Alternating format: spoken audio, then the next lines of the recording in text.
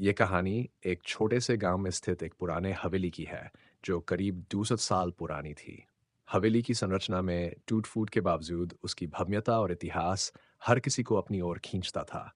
स्थानीय लोग इसे भूतिया हवेली कहते थे और इसके साथ जुड़ी कई डरावनी कहानियां थीं।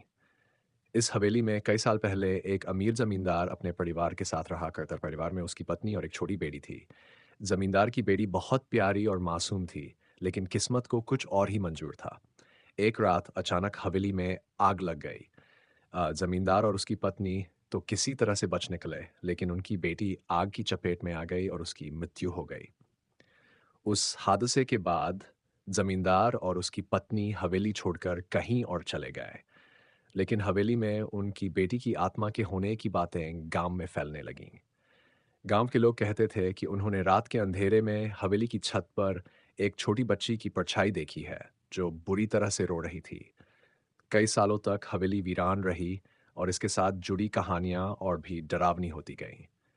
गांव में कोई भी उस हवेली के पास जाने की हिम्मत नहीं करता था, भाई, खासकर रात में।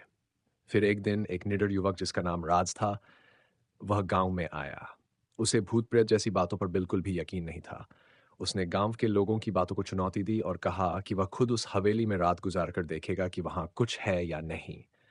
गांव वालों ने उसे रोकने की कोशिश की, लेकिन वह अपनी जिद पर अड़ा रहा।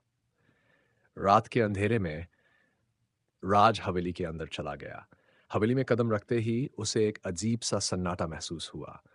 हर चीज उसे जैसे टकटकी लगाए देख रही थी। वह धीरे धीरे हवेली की हर मंजिल को देखता हुआ छत पर पहुंचा। छत पर पहुंचते ही उसे ऐसा महसूस हुआ जैसे कोई उसे देख रहा हो। उसने चारों तरफ देखा, लेकिन कोई नहीं था। अचानक ठंडी हवा का झोंका आया और उसकी नजरें छत के कोने में पड़ी, जहां एक छोटी बच्ची खड़ी थी। वह बच्ची उसी आग में जली हुई दिखाई दे रही थी और उसकी आंखों से आंसू बह रहे थे। राज का दिल डर से कांप उठा, लेकिन उसने खुद को संभालते हुए पूछा, तुम कौन हो? बच्ची ने कोई जवाब नहीं दिया, बस उसकी ओर देखा और धीरे धीरे हवा में घुलने लगी। राज समझ गया कि वह बच्ची जमींदार की वही बेटी थी जिसकी आत्मा अब भी इस हवेली में भटक रही थी। उस रात के बाद राज गांव में वापस आया और उसने सबको हवेली में जो देखा वह बताया। उसकी कहानी सुनकर गांव वालों ने भी उसकी मदद से उस आत्मा की शांति के लिए एक अनुष्ठान कराया। अनुष्ठान के बाद हवेली से उस बच्ची की आत्मा का साया हट गया और गांव वालों ने राहत की सांस ली। राज के उस साहसिक कदम के बाद हवेली में कभी कोई भूतिया घटना नहीं हुई और वह गांव का एक आम हिस्सा बन गई। लेकिन राज के साथ उस रात जो हुआ, वह हमेशा के लिए उसकी यादों में रह गया।